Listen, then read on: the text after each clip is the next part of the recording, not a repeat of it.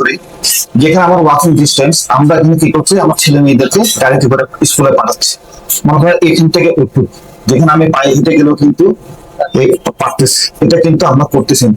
তো এই জিনিসগুলো যদি আমি করি, ডায়াবেটিস রোগী অনেক সংখ্যা কমে যাবে। কিন্তু বর্তমানে আমাদের দেশ স্বাস্থ্য সেক্টরে অনেক ফ্যাসিলিটি, গভর্নমেন্ট বিভিন্ন ফ্যাসিলিটি দিচ্ছে। দর্শক, আজকে আমাদের টকশো চট্টগ্রামের চিকিৎসা, মা ও শিশুর ভবিষ্যৎ। চট্টগ্রাম নগরী বীরের নগরী, আর এই নগরীর প্রাণ হলো মানুষ, আর মানুষের প্রাণ বাঁচায় যারা, তারা হলো ডাক্তার।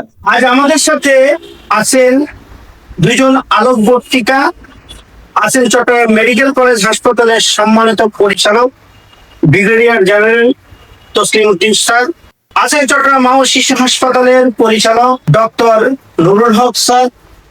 আপনাদের দুজনকে আমাদের বীর চট্টগ্রাম টিভির পক্ষ থেকে অভিনন্দন। আপনারা কেমন আছেন? আজকে আপনাদের দুজনের কাছে আমার প্রশ্ন, সর্বপ্রথম ব্রিগেডিয়ার জেনারেল তসলিম ভাইয়ের কাছে আমার প্রশ্ন, 10,000 রোগীর চাপ, যন্ত্রপাতির সংকটের মাঝেও চট্টগ্রাম মেডিকেলকে জনগণের শেষ ভরসা হিসেবে কিভাবে টিকিয়ে রাখবেন আপনি? ধন্যবাদ আপনাকে। আমরা সবাই জানি আমাদের চট্টগ্রাম মেডিকেল কলেজ হাসপাতাল প্রতিষ্ঠিত হয় 1957 সালে। তখন আমাদের শয্যার সংখ্যা ছিল 250, পরে থেকে প্রায় 80, পরে থেকে প্রায় 1300। এখন এটা হচ্ছে বর্তমানে 500 বেডের হসপিটাল। কিন্তু আমাদের এটা প্রায় ভর্তি কিন্তু রোগীর সংখ্যা হচ্ছে আপনার 7,000। এর সাথে যদি আমরা রোগীর অ্যাটেন্ডেন্স যোগ করি, তাহলে কিন্তু প্রায় 10,000 পাবে। আর আমাদের ইনডোরে যেটা আউটডোর জেলা, আউটডোরে প্রায় 4,000 রোগী নিয়ে আমাদের এখানে হাসপাতালে চিকিৎসা নিয়ে। এখন এই যেহেতু 500 বেডের হাসপাতাল, আমাদের ভিতরে থাকে ফুল থাকে, বাথরুমের শূন্য থাকে, তার হচ্ছে বারান্দার মধ্যে থাকে। এই সমস্যার সমাধান করার জন্য আমরা যেহেতু আমাদের চট্টগ্রাম বিভাগের মধ্যে নিজে একমাত্র টার্সিয়ারি সুবিধা, ঢাকাতে যেমন আপনার এরকম মেডিকেল কলেজ আমরা অনেকগুলো আছে, যেমন ঢাকা মেডিকেল, সরাসরি মেডিকেল, সরিমুনা মেডিকেল, মেট্রো মেডিকেল, তারপর কুমিল্লা হাসপাতাল, অনেকগুলো হাসপাতাল, তারপর সুপার স্পেশালিস্ট হসপিটাল অনেকগুলো আছে। কিন্তু সেগুলো যদি আমরা কম্পেয়ার করি, চট্টগ্রাম বিভাগের মধ্যে চট্টগ্রাম মেডিকেল কলেজ ছাড়া, হাসপাতাল ছাড়া কিন্তু আর কোনো হাসপাতাল ছিল না। এখন এটাকে যদি আমরা রোগীদের যদি উন্নত মানের চিকিৎসা দিতে চাই, আমি এটা অলরেডি অনেকবার বলেছি। আমাদের অর্থমন্ত্রী মহোদয় হাসপাতাল কিছুদিন আগে মাননীয় অর্থমন্ত্রী মহোদয়ের কাছে আমরা প্রস্তাব দিয়েছি। এই সমস্যা সমাধান রোগীদেরকে যদি আমরা সুস্থ ভাবে চিকিৎসা দিতে যাই, এরকম চট্টগ্রাম থেকে প্রস্তাবনা দিয়েছি। 1,500 সরকার হয়ে যায়, আর তাদের পুরো চট্টগ্রাম বিভিন্ন আমার প্রশ্ন নুরুল হক ভাইয়ের কাছে, মা ও শিশুর মৃত্যু হার কমিয়ে চট্টগ্রামকে নিরাপদ মাতৃত্বের শহর বানানোর রোডম্যাপ কি? আপনার সেই পরিকল্পনা কি? আসসালামু আলাইকুম। আপনি যে প্রশ্ন করেছেন যে নিরাপদ করিডোর কিভাবে তৈরি করা যায়, আমি একটু পেছন ফিরে বলি। আমাদের মাননীয় পরিচালক মহোদয় চট্টগ্রাম মেডিকেল কলেজ হাসপাতাল, উনি বলেছেন যে মানুষের যে চাপ, আধিক্য, সেই আধিক্যকে ওনার অস্বীকার করার কোনো উপায় নেই, যেহেতু টারশিয়ারি লেভেলের হসপিটাল। চট্টগ্রাম মা শিশু জেনারেল হাসপাতাল এটি অবশ্যই একটি টারশিয়ারি লেভেলের হসপিটাল। এটা মূলত আমি যখন চাকরিতে আসি, সেই সময় 90 দশকের কথা বলি, আমি 100 বেডের একটা ছোট্ট শিশু হাসপাতাল ছিল। ক্রমান্বয়ে 2000 সালের প্রথম দিকে এটি মা ও শিশু হাসপাতাল হলো। তারপরে পরবর্তী পর্যায়ে 2003-এর পরে, যেটা আমি বলবো যে আমরা 2005 সালে শেষ মেডিকেল কলেজ হাসপাতাল হলো, তখন এটা সময়ের প্রয়োজনে নিয়মের তাগিদে চট্টগ্রাম মা শিশু ও জেনারেল হাসপাতাল এই নামে পরিচিত হতো। সেই 100 বেডের ছোট্ট হসপিটাল এখন আমার প্রায় ইনডোরে আমরা প্রায় 900-এর কাছাকাছি পর্যন্ত রোগী দিয়ে থাকি। আমাদের একটা অসুবিধা আছে যে আমার শয্যা খালি নাই, আমি রোগীকে রাখতে পারবো না। আমাদের জন্য সেটা সীমাবদ্ধতা। রোগীর সার্ভিস দিতে হবে। আমরা হয়তো স্বল্প মূল্য বা নামমাত্র মূল্য, আর অনেক সময় আমরা বিনামূল্য চিকিৎসা দিয়ে থাকি। এটা রেগুলার আমাদের প্র্যাকটিস এখানকার। তো আমরা যেটা মনে করি যে সরকারি ভাবে আলাদা শিশু হাসপাতাল, আলাদা ম্যাটারনিটি হসপিটাল থাকলে ভালো। এবং সরকার, মানবজাতি বাংলাদেশ সরকারের একটা সিদ্ধান্ত আছে, বিভিন্ন বিভাগীয় শহরে আলাদা শিশু হাসপাতাল বিল্ডিং নির্মাণ হয়ে গেছে। লজিস্টিক সাপোর্টের জন্য হয়তো তারা চালু করতে পারে নাই। কোনো কোনো জায়গায় গভর্নমেন্ট ইতিমধ্যে বলে ফেলেছে যে তারা অতি শীঘ্রই এই সমস্ত বিষয়গুলো চালু করবে। তো তাহলে কি হলো, আমাদের বিস্তারটা আরেকটু বাড়লো। আমরা বিস্তৃত সুযোগ চাই, আমরা তো সীমাবদ্ধ সুযোগের মধ্যে কাজ করছি। তো আমরা যাবো যে আগের তুলনায় আমাদের অবশ্যই মাধ্যমিক শিশুদের হার কম। যেমন একটা শিশুকে যদি আপনি নিবিড় পরিচর্যা দিতে চান, ধাপে ধাপে চিকিৎসা আছে, সাধারণ ওয়ার্ড, হাই ডিপেন্ডেন্সি ইউনিট, তারপরে আইসিইউ থাকে। তো আইসিইউ তে এই যে কনসেপশনটা, আমরা আইসিইউ এর প্রয়োজনীয়তা কখন উপলব্ধ করছি? যদিও আমাদের আগে থেকে ছিল, চিটং মেডিকেল ছিল, আমাদের দোকানে ছিল, আমাদের আগে থেকে যে আইসিইউ সেবাটা যে মানুষকে একদম শেষ সময়ের সেবা করতে। আইসিইউ থেকে সব রোগী যে বেঁচে ফেরত আসবে তো কেউ বলতে পারবে না। আল্লাহ যখন মানুষের মৃত্যু দিবেন সেটা হবে, যেভাবেই হোক, যে উসিলাতেই হোক হবে। তো আমাদের কর্তব্য, আমাদের দায়িত্ব, আমাদের চিন্তা চেতনা, আমাদের ভাবনা হচ্ছে যে কিভাবে জিনিসটাকে কমিয়ে আনা যায়। এখন তো বিশ্বব্যাপী ধরেন মাতৃ মৃত্যুর হার, তারপরে শিশু মৃত্যুর হার তুলনামূলকভাবে কমে আসছে, আগের তুলনায় অনেক কম। আপনারা যদি বাংলাদেশ স্ট্যাটিস্টিক্স এর বিডি স্ট্যাটিস্টিক্স যে বাংলাদেশের যে ডাটা আছে, যদিও আগে পুরোনো ডাটা, রিসেন্ট আমার মনে হয় নাই এখনো, এগুলো দেখলে আপনারা দেখবেন অনেকটা কমে এসছে। তো আমাদের যেসব পরিকল্পনা হচ্ছে, আমরা ক্রমান্বয়ে শয্যা সংখ্যা বাড়াচ্ছি। এটা একটা মানে সাধারণ চোখে দেখার মতো বিষয় হচ্ছে যে আপনি যত শয্যা বাড়াবেন তত রোগী ফেরত যাবে না, এটাই স্বাভাবিক। আর তারপরে চিকিৎসা সুবিধা উন্নত এবং অনেক দামি। আমি দামি কথাটা দিতে বলছি যে একটা আইসিইউ ইকুইপমেন্ট, একটা বেড চালাইতে গেলে আপনি মিনিমাম একটা বেডের যদি তৈরি করতে চান 50 লাখ টাকার মোরাললেস একটা বাজেট লাগে। তো আমার জানা মতে চিটং মেডিকেল কলেজ সরকারি মেডিকেল কলেজ, কিন্তু আমি জানি আমার বন্ধু ব্রিগেডিয়ার জেনারেল খন্দকার শহীদুল গনি যখন চট্টগ্রাম মেডিকেলের ডিরেক্টর ছিলেন, আমার সহপাঠী বন্ধু, আমার রুমমেট ছিলেন তিনি। তো তিনি যখন ছিলেন তখন পিএইচসি গ্রুপের সহায়তা 10 শয্যার একটা পিডিয়াট্রিক আইসিইউ ওয়ার্ড সেখানে করে দেওয়া হয়। আমি বিষয়টা খুব ভালোভাবে জানি আসলে। আমরাও কিন্তু পর্যায়ক্রমে এই যে শয্যা এখন সেখানে আরো বেশি হয়ে গেছে।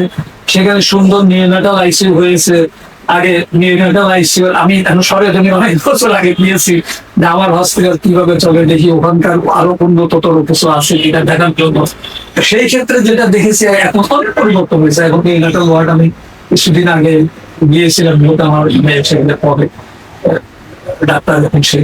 তো এই জন্য মাঝে মধ্যে আমি তাদের খোঁজ খবর নিতে গেলেও দেখি, বা এই যে তারা যে উন্নতি করেছে, এইটা ঠিক একই ভাবে আমরা যেহেতু বেসরকারি হসপিটালের উন্নয়নের ধারায়, বেসরকারি হসপিটাল উন্নয়নের ধারায় এখানে যারা কর্তৃপক্ষ থাকেন তারা একটা ডিসিশন নিয়ে করে ফেলে দেন, যেক্ষেত্রে সরকারি ডিসিশন নিতে গেলে একটু সময় লাগে। অনেক সময় একটু আপনার সাথে করি, সেটা হচ্ছে যে চট্টগ্রামের একটি সুন্দর মনোরম পরিবেশে ইম্পেরিয়াল হাসপাতাল চিড়িয়াখানা গত কিছুদিন আগে মাননীয় মেয়র মহোদয় এখানে গিয়েছেন এবং উনি একটা ডিক্লারেশন দিয়েছেন যে ওইখানে আইসিইউর ভাড়া হচ্ছে ওয়ানলি 4,500 টাকা।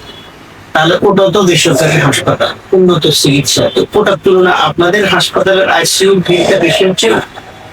না, এটা আপনি যেটা বলছেন যে আমাদের ওখানে যদি বলেন একটা নিউনেটাল আইসিইউর ভাড়া আমাদের আছে শয্যা ভাড়া 1600 টাকা। আমরা কিন্তু সাবসিডাইজ ওয়েতে এগুলো চালাই। অ্যাডাল্ট আইসিইউ সেই তুলনায় আরেকটু বেশি হবে, কারণ স্বাভাবিক আমাদেরকে সাস্টেইন করতে হবে। আপনি তো এমন না যে সরকার যেমন সরকারি প্রতিষ্ঠানে চালাচ্ছে, আর চট্টগ্রাম মেডিকেল কলেজ হচ্ছে, আমরা যখন মেডিকেল কলেজে পড়ি তখন গোটা দেশে মাত্র 8টা মেডিকেল কলেজ ছিল সরকারি, আমরা যখন মেডিকেল স্কুলে। তো সেই তুলনায় যেহেতু সেখানে সরকার চালাচ্ছে, সরকারের তো রাজস্ব, সেটা সেই ব্যবস্থা করতে পারতেছে, কোনো অসুবিধা নেই। কিন্তু বেসরকারিরা চাইলে তাদেরকে নিজেদের কিছু আর্ন করতে হয়। আবার তাদেরকে সেবা দিতে হয়, আবার বিনামূল্যে চিকিৎসা দেওয়ারও একটা বাধ্যবাধকতা আছে। তো আমরা আমরা কি করবো? আমি ফ্রাঙ্কলি বলছি যে আমরা যিনি পাচ্ছেন তার থেকে কিছু আমরা চিকিৎসা বাবদ খরচ নিচ্ছি, যিনি আংশিক পাচ্ছেন তার থেকে আংশিক নিচ্ছি, যিনি একেবারেই পাচ্ছেন না তাকে আমরা পুরো চিকিৎসা দিচ্ছি। ধন্যবাদ, চমৎকার কথা বলেছেন আপনি। ব্রিগেডিয়ার যারা দক্ষিণ চারের কাছে আমার প্রশ্ন, যুদ্ধের ময়দানে আপনারা পতাকা নামাতে দেন না, বার চমকের ওয়ার্ড রুগীর মেঝেতে পড়ে থাকা মানবতার পতাকাটা কবে উঠাবে আপনার মাধ্যমে? ধন্যবাদ আপনাকে। আমি প্রথমে আমার মতন প্রশ্ন বলেছি, আমাদের হাসপাতালে প্রচুর চাপ। চট্টগ্রাম বিভাগের মধ্যে একমাত্র টাচি হসপিটাল। এটা সমস্যার সমাধান করার জন্য আমাদের যেটা করতে হবে, আপনার যেটা আমরা প্ল্যান করেছি, পরিকল্পনা করেছি, স্বাস্থ্য মন্ত্রণালয় অলরেডি একটা অনুমোদিত হয়েছে। সিএমসিএস টু চট্টগ্রাম মেডিকেল হাসপাতাল টু যখন হবে, ইনশাল্লাহ এই সমস্যার সমাধান হয়ে যাবে। আরেকটা জিনিস এর পাশাপাশি আমি বলে রাখি, আমাদেরকে কিন্তু প্রিভেন্টিভ মেজার কিন্তু মেনে চলতে হবে। একটা জিনিসকে আমরা আমাদের বাংলাদেশের কন্টেস্টে কিন্তু আমরা পাবলিক হেলথ কনসেপ্ট অথবা প্রিভেন্টিভ মেজার যেটা, এটাকে তেমন একটা বেশি গুরুত্ব দিই না। যেটা আমাদের western country, Europe country, American দেশগুলো, চায়না, আমরা পৃথিবীর বিভিন্ন দেশ কিন্তু এখানে ভিজিট করেছি। এই যে আমি কিছুদিন আগে চায়নাতে গেছি, আমেরিকাতে ছিলাম। ওদের সিডিসি যেটা সেন্টার অফ ডিজিজ কন্ট্রোল, এটা কিন্তু আমার চট্টগ্রাম মেডিকেল কলেজ হাসপাতাল যেটা আছে, এটার চেয়ে কিন্তু অনেক বিশাল, অনেক বড়। তার মানে কি, ওরা প্রিভেন্টিভ এগুলো নিয়ে গবেষণা করতেছে, প্রিভেন্টিভ সাইডের দিকে বেশি নজর দিচ্ছে। যেখানে আমার শুধু স্বাস্থ্য অধিদপ্তর যদি আমরা যাই, আমাদের সিডিসি অফিস শুধু হচ্ছে ছোট্ট একটা অফিস, যেটা আমরা কেউ অনেক খুঁজে পাই। এখন আমাদেরকে যদি আমরা যদি প্রিভেন্টিভ সাইডে যদি রোগ প্রতিরোধ, যেমন আমি একটা এক্সাম্পল দিই, ডায়াবেটিস। আমি যদি ডেলি যদি, যেটা আমাদের বইতে লাগছে, ব্রিজ ওয়াকিং ফর 30 মিনিটস, এই জিনিসটা যদি আমি রেগুলার মেনটেন করি, আমি যদি আমার লাইফস্টাইল যদি মেনটেন করি, যেখানে আমার ওয়াকিং ডিস্টেন্স, আমরা এখানে কি করছি, আমার ছেলে মেয়েদেরকে গাড়িতে করে স্কুলে পাঠাচ্ছি। মনে হয় এখান থেকে একটু, যেখানে আমি পায়ে হেঁটে গেলেও কিন্তু পারতেছি, এটা কিন্তু আমরা করতেছি না। তো এই জিনিসগুলো যদি আমি করি, ডায়াবেটিস রোগী অনেক সংখ্যা কমে যাবে। এটার সাথে কমপ্লিকেশন যেগুলো ডায়াবেটিসের কমপ্লিকেশন, এগুলো কিন্তু অনেক কমে যাবে। এটার সাথে প্রেশার বলি, স্ট্রোক বলি, চোখের বিভিন্ন রকম ডিজিজ, রেটিনোপ্যাথি, এই ডিজিজ গুলো কিন্তু অনেক কমে যাবে। আমাদেরকে, আমরা যদি প্রিভেন্টিভ সাইডে যদি নজর না দিই, এটা যদি এখন থেকে যদি আমরা কন্ট্রোল না করি, আমাদের মাননীয় প্রধানমন্ত্রী কিন্তু এই জিনিসটার দিকে বেশি নজর দিচ্ছেন বর্তমানে। তাহলে কিন্তু আমার হাসপাতালের সংখ্যা এরকম শুধু দিন দিন বাড়াতে হবে, রোগীর সংখ্যা কিন্তু দিন দিন বাড়বে। আমরা যদি এই জিনিসে বেশি ফোকাস করি, আমাদের হাসপাতাল লোড, আমরা পেশেন্ট অনেক কমাতে পারবো। জি, ধন্যবাদ আপনাকে। ধন্যবাদ। আমার তৃতীয় প্রশ্ন নুরুল হক স্যারের কাছে। একটি শিশুর হাসি পানি, একটি জান্নাত। সেই জান্নাতের দরজায় টেস্টের বিল যদি 20,000 টাকা ঝুলিয়ে দেওয়া হয়, কোনো মা বাবা সেই দরজা খুলবে কি? আমি আপনার এই প্রশ্নের উত্তরে বলবো যে প্রশ্নটা আসলে আপনি একটা নির্দিষ্ট সংখ্যা বলে ফেলেছেন। নির্দিষ্ট সংখ্যা দিয়ে আসলে বিচার হয় না। সেটা হচ্ছে যে একজন রোগীর চিকিৎসা খরচ নির্ভর করবে সে তার হসপিটাল স্টে কতদিন হলো, তার কি পরীক্ষা নিরীক্ষা হলো, তার কি ওষুধ কেনা লাগলো, যে সামগ্রিক ভাবে সবকিছু মিলিয়ে একটা খরচ নির্ধারণ করা হয় হবে। যেমন কিছু জিনিস আছে রুগী সরাসরি তাদেরকে কিনতে হয়, কিছু জিনিস আছে হসপিটাল থেকে দেওয়া হচ্ছে। তারপরে ধরেন পরীক্ষা নিরীক্ষার ক্ষেত্রে গরিব রোগীদের জন্য তো ডিসকাউন্ট দেওয়াই হয়, এটা সব জায়গায় দেয়। ইভেন এমনকি আমি বলছি, এমনকি বাইরের ল্যাবরেটরিতেও দেওয়া হয়।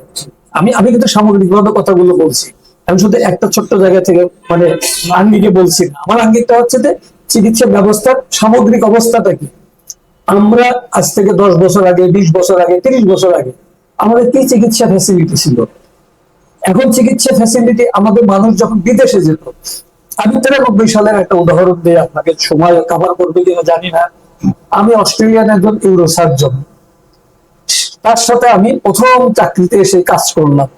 তো ওরা বলতেছে তোমাদের দেশে একটা এই যে মানে একটা সিটি স্ক্যান, তখন চিটগাংয়ে সিটি স্ক্যান হইতেই না, ঢাকা করতে হইতো, যে তোমাদের একটা সিটি স্ক্যান করতে 4,000 টাকা লাগতেছে, আর আমার দেশের হিসাবে সেটা 40,000 টাকা লাগবে।